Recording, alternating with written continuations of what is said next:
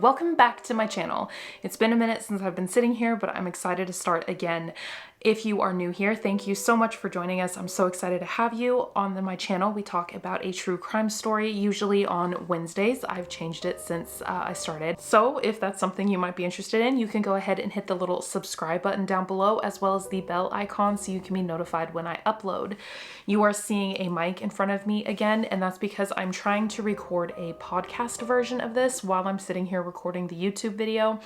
So until I can get a different mic situation, this is going to be in my face. I'm sorry for the eyesore. But anyway, if you are a returning subscriber, thank you so much for coming back. I'm so excited to see you again. I know last week was a little bit rough in my house and I was unable to film, but I am back and my schedule should be back to normal. I do want to give a quick warning before we jump into today's story that some of the things that we talk about here can be pretty dark and heavy. So if that's something your mental health cannot handle, just do me a favor and click off this video or find another podcast to listen to. Your mental health is always going to be so much more important than any YouTube video ever will be. I do also want to add something to my videos from now on. I do want to remind everybody that these are real people we're talking about, and these cases have affected real lives. And more than likely, there's someone that is still out there that is affected by this case. So please remember that as we go forward and talk about this story. Remember that these people really were affected by the events that happened or the events that we're about to discuss. So just remember to always remain respectful in the comment section, and and just remember to think about the victims and their families and how much their lives have changed. So while we go into this, just keep that in the back of your head, and we'll go ahead and jump into today's story. Today we're going to be talking about Milton Sawyer. Milton was born on July 9th of 1963 in Elizabethtown, North Carolina. Milton was from a blended family. His parents were not together from the time that he was young, and he was described as someone who was laid back, easygoing, easy to get along with. He got along with his siblings, he got along with his step siblings, and he even got along with his half siblings. So a blended family was something that Milton was very used to. Milton was easy to get along with, he was easygoing, he was fun, he was energetic. He just had a lot of love to give. As a child, Milton and his father kind of bonded over antiques or like collectible items. This is something that they both really enjoy doing together. And they often, they just bonded over like finding these little odds and ends that they both really enjoyed. So I guess they were into like history and those kinds of things. As Milton grew older, he did have a typical job, but he was not feeling fulfilled in that. Eventually, he decided to open his own shop that he called the Treasure Hunter. So this was a kind of like an antique store, also almost had like a pawn shop vibe, but more high end. I don't know how you would describe that, but it was definitely a place where people could come and sell their treasures, old antique items, and those kinds of things. This was something that Milton was very interested in, and he was really excited about opening this business. Milton was also married. He had a few children with his wife, and he loved being a father. He enjoyed taking his kids with him to the treasure hunters, and he wanted to spend as much time with his children as possible. Unfortunately, this first marriage did end in divorce in the early 2000s, and Milton was one of those people who wanted to have a partner in life. He wanted to spend time with somebody and grow old with somebody. So in 2011, he met a woman named Angel Kessinger. Angel had 3 children of her own, and she was married, and their children went to the same school as Milton's did. Milton and Angel eventually met and started talking, and it was soon found out that Angel was actually going through a separation with her husband, and Milton and Angel really hit it off. They kind of bonded over being single parents and, taking their kids back and forth and figuring that whole thing out. But it wasn't until Angel was officially divorced from her husband that Milton took his shot and asked Angel out. She agreed, and their relationship was a whirlwind of a relationship. It took Milton absolutely no time at all to fall absolutely head over heels in love with Angel. They met in 2011, and by 2012, they actually got married, and Angel instantly inserted herself into the treasure hunter. Milton was kind of one of those guys who would just kind of put things wherever they fit, and Angel took no time at all to start organizing the treasure hunters and kind of trying to make it look a little bit more upkept, I guess you could say. And Milton really seemed to enjoy this. He enjoyed working with Angel. They worked very closely together. And from the outside, it really seemed like their marriage was wonderful, that it was pretty perfect. Together, Milton and Angel had 7 children. And since Milton had come from a blended family himself, he really wanted to make sure that their family fit in well together, kind of like his family had. He wanted to make sure that the kids all got along, and they really seemed to. Everyone seemed to get along really well, and it was just kind of like this big happy family. Milton was also very good to Angel. He would anytime someone would bring in like expensive or high-end jewelry into the treasure hunter, he would set that aside for Angel and give it to her. He would buy her the cars that she wanted. Angel was very spoiled by Milton, and Milton really seemed to not mind doing this, like he wanted to do this. For the first 5 years anyway, things seemed to be going really well for Milton and Angel, until 2017, when Angel was in a little bit of a fender bender, and this actually left her with some hip issues and some back problems. Like, she was having a hard time recovering from this fender bender, and she went to several doctors, and finally they told her that she probably needed to go see a physical therapist. So that's what she did. During the first couple of times that she went to this physical therapist, she would just kind of throw on a pair of sweats and a hoodie and go to her appointment, and everything seemed fine. But slowly Milton started realizing that she was taking longer showers getting ready to go see her physical therapist. She would put on all this makeup and dress really nicely. So Milton put 2 and 2 together. He's not a dumb guy, and he kind of figured that maybe something was going on that shouldn't be going on during these appointments. I mean, it seems pretty obvious, doesn't it? It seems pretty obvious that something is going on with Angel, but Angel was adamant. She vehemently denied having an affair. She said that that was not going on, that she only had eyes for Milton, and that she would never do that to him. The physical therapist was 38-year-old Isaac Melcher. Isaac was married with 3 children of his own, and from the outside, he seemed like a very professional man and a dedicated husband. He was very religious. He and his wife would actively go to church every Sunday. They were very involved with their church family, and so it really seemed like this isn't something that Isaac would do. But Milton was absolutely convinced that something was going on, and I don't blame the guy, because it's really weird to go from wearing sweats and a hoodie to your physical therapy appointments to all of a sudden wanting to be dressed up every time you go. Her attitude must have changed. Like, Milton's not dumb, like I said, so I'm not surprised that he thought something was going on. So he decided to call Isaac's physical therapy office, and he confronted Isaac about it, but Isaac was adamant that nothing was going on, that he was not seeing Angel.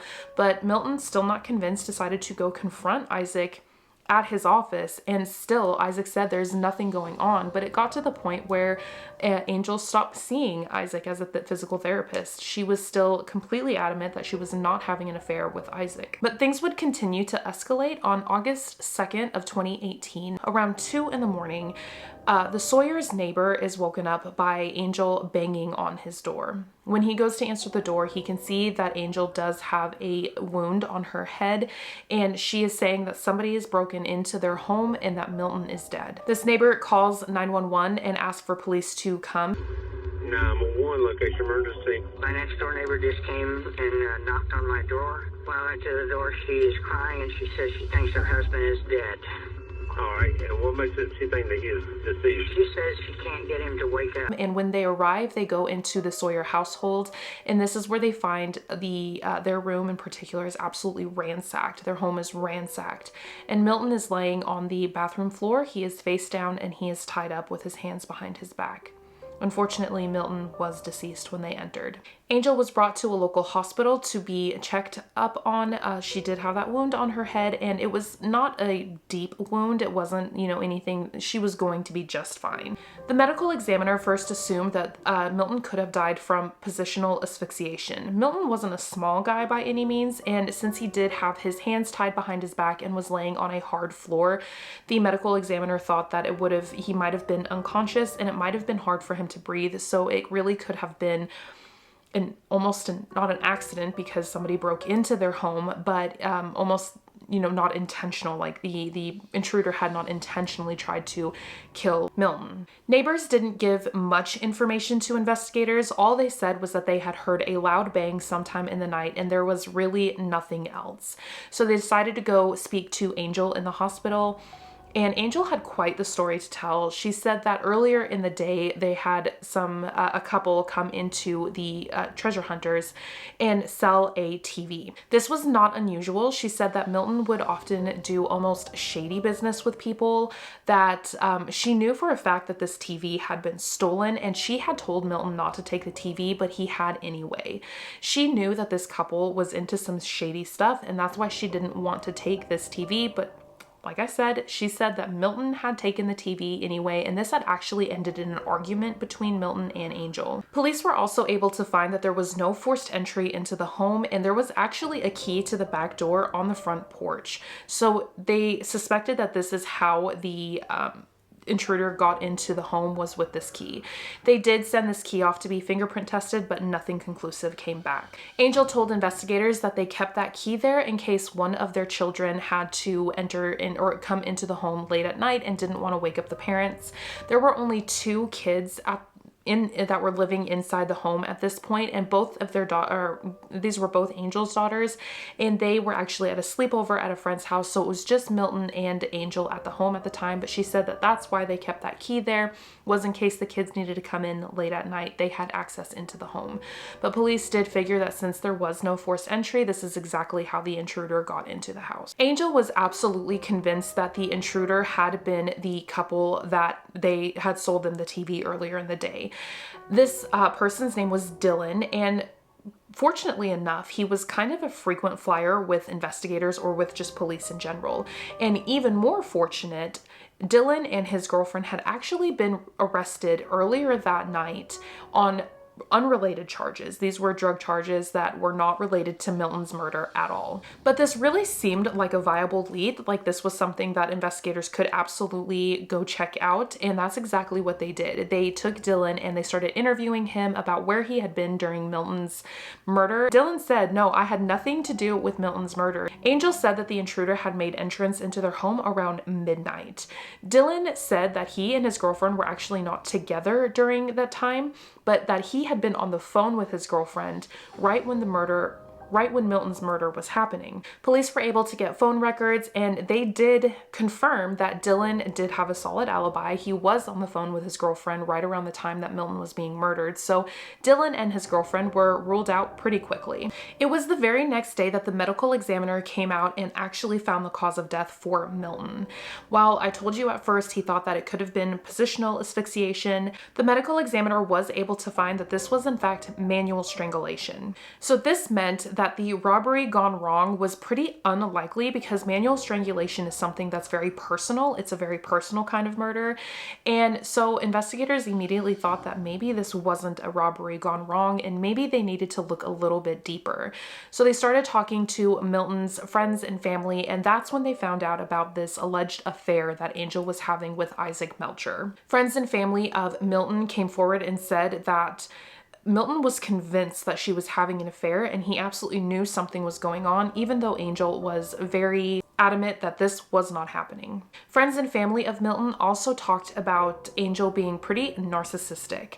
They would talk about how she would often, she was just all about herself. You could just tell by her, really seems to me like Milton's friends and family didn't really like Angel all that much, because she was so full of herself and just, yeah. So the investigation kept going forward, and investigators started looking a little bit deeper into Isaac Melcher. They went to go interview him, and Isaac said that yes, Angel had been a patient of his, but that he was no longer seeing her. He also confirmed that Milton was convinced that they were having an affair, and had even approached him on several occasions to ask if he was sleeping with his wife.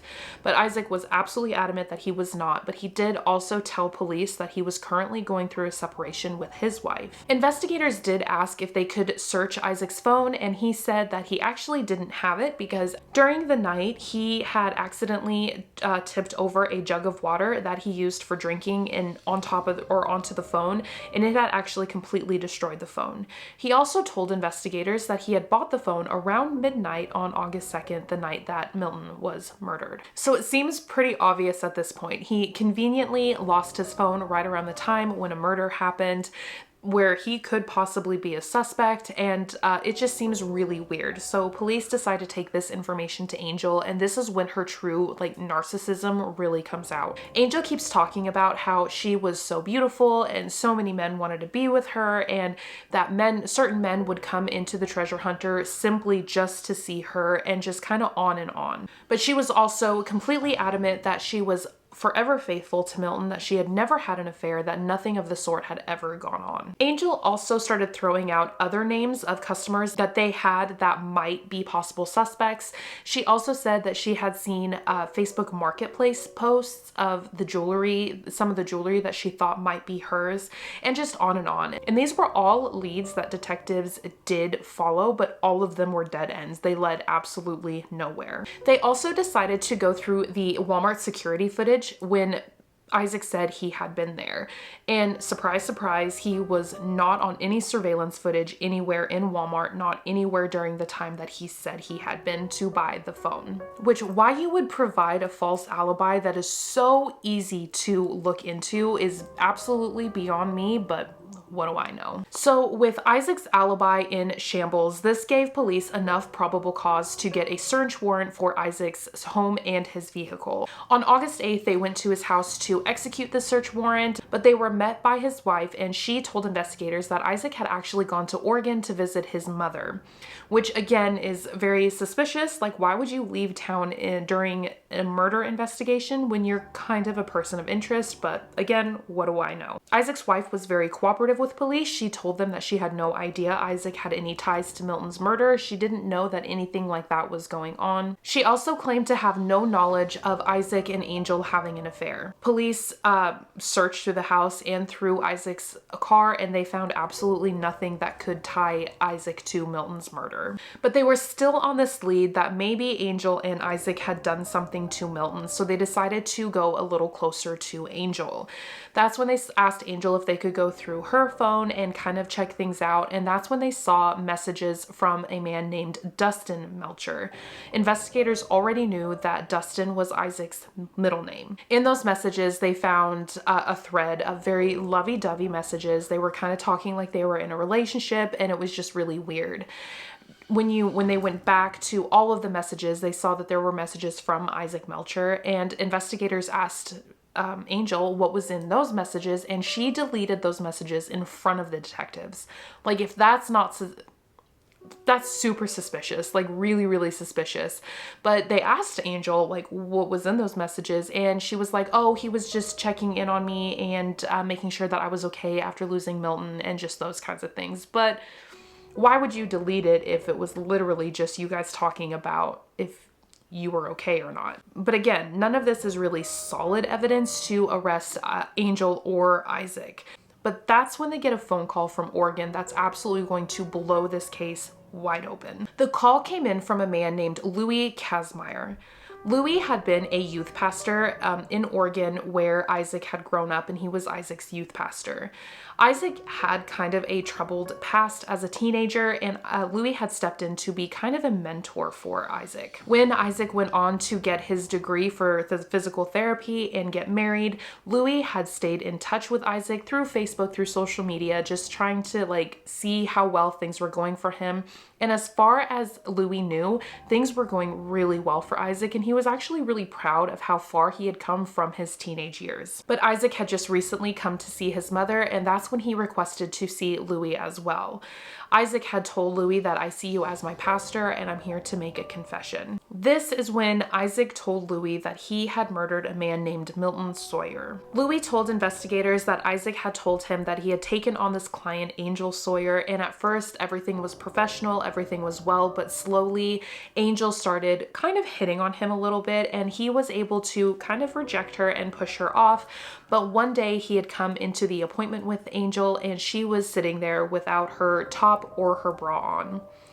And he had said, oh, excuse me. And she said, no, you can come in. And that's when the affair started. He was unable to reject her after that. And that's when this affair started. At first, it had simply been physical, But as time went on, Isaac slowly began to develop feelings for Angel. And that's when Angel started in with her accusations that Milton was jealous, he was controlling, and he also was abusive towards her. She kept going on and on about how awful Milton was until Isaac had finally told her, like, just leave him. And she told Isaac that she was unable to leave him because Milton would not let her go unless he was dead. Isaac said he felt kind of protective over Angel, and that's when he and Angel started concocting this plan to murder Milton. They decided on this robbery gone wrong plan, and that's how they were going to murder Milton. And when the night came, Angel had let him in, and he stood at the door for a while and he wasn't sure if he was going to do it, but when Angel opened the door, he decided to just go for it. He murdered Milton, and then in order to hide the evidence, he had it cleaned up in one of the neighbors' pools and then had taken the evidence to several different locations in their town and to clean things up, and that way investigators were not able to find it. Investigators wanted to hear from Isaac themselves, so they asked Louis if he would be willing to record some of the conversations that he had with Isaac. Louis was more than happy to help, and so when he would call Isaac, he would try to get him to talk again about the murder he had committed. Surprisingly enough, during these conversations, Isaac's wife was in the conversation. She had said that she wasn't aware, from what I understand, she wasn't aware that this affair was going on, and she wasn't aware that Isaac was involved with the murder until after. But she had decided she was going to stand by her man, and she was going to stay with Isaac even though he was still actively pursuing a relationship with Angel. Regardless of how ridiculous this all sounds, this was enough to finally arrest Isaac for the murder of Milton Sawyer. But as soon as Isaac is arrested, he shuts up completely. He doesn't have anything more to say to investigators, and he just shuts down. This is when they bring in Angel for yet another interview, and they confront her with the evidence that they do have against Isaac. This is when Angel completely changes her tune. She says that yes, she and Isaac did have an affair, but it had only happened a handful of times. But she said that Isaac was completely obsessed with her and that he was stalking her, basically. I got scared and I should have just told you all in the first place. You're right. He is obsessed with me. The reason she hadn't come to investigators and told them from the very beginning was that she was afraid for her life. She was afraid that Isaac would murder her and her children if she said anything. But this doesn't work because, duh. Angel is then arrested for her involvement in the crime. And while she is awaiting trial, both her and Isaac are awaiting trial, investigators are able to find out that they're actually communicating with each other through Bible verses. Can you write down John 15, 12, 13? John 15, 12, and 13. She tells Isaac to read the Bible passage, John 15, 12 through 13. I have it written down over here, so I'm going to read it. It says, "This is my command, love one another the same way I have loved you. Greater love has no one than this, that someone lays down his life for his friends." So she's asking Isaac to take the fall for him through Bible verses. We already know that Isaac is a very religious man, so for Angel to come at him with these Bible verses just seems horribly manipulative and just kind of shows how little she genuinely cares for anyone but herself. Well, law enforcement officers say they took the two into custody around 10 this morning, and both are being charged with first-degree murder. They've left things over by his shop and everything like that just to remember him. A memorial now sits in downtown Elizabeth City, near the store that neighbors say Milton Henry Sawyer Jr. once owned. 10 on Your Side was in Sawyer's neighborhood earlier this month when police told us Sawyer and his wife Angel had been assaulted, victims of a home invasion here off Darien Drive. Investigators say Sawyer died after the incident. Tonight, we've learned his wife, Angel Sawyer, and another man, 38-year-old Isaac Melcher, have been charged with his murder. But when all of this comes out, Isaac's lawyers confront him with the truth. They tell Isaac that Angel is actually telling everyone that he was a stalker, that he was obsessed with her, and that he was the one that did everything, and that's when Isaac changes his tune. He agrees to work with investigators and give his testimony. He takes a plea deal for second-degree murder and is sentenced to 25 years. He has to testify against Angel in order to get this plea deal, but he agrees to do that. Angel is found guilty during her trial, and she is sentenced to life in prison without the possibility of parole. She was the mastermind behind this, so I'm really glad that this happened. Financially, Angel had nothing to gain. Milton did not own the home that they lived in, and while he did have a successful business, it wasn't enough to murder somebody over. I mean, I don't think that there's ever enough to murder somebody over, but it was definitely not a financially motivated crime. Investigators do think that she was stuck in her marriage and she didn't love Milton anymore, but instead of being the twice divorcee, she decided to murder him. It seems like she would have been embarrassed to have 2 failed marriages as compared to just one, so she decided to, instead of just divorcing Milton, she decided to murder him. Not only did you take away a loving father, you took away a loving friend and a loving son. You took away someone that meant so much to so many people, and all for what? For your own pride and your own... I don't understand it, and when it comes to cases like this, I have a really, really hard time trying to understand the motive behind it. This case, I really have a hard time wrapping my head around because it seems so... There was no reason for it. There was just absolutely no reason for it. If you were embarrassed, then you could have moved like you had multiple times with your previous husband. There is never a reason to take somebody's life. And Milton was just one of those people that was so loved by so many people, and he had so much to offer. But what are your thoughts on this case? I would love to know your thoughts down in the comments below. This is another reminder that if you're interested in this kind of thing, you can subscribe and hit the little bell icon so you can be notified when I upload. Another quick reminder, there are still people who are affected by this tragedy every single day.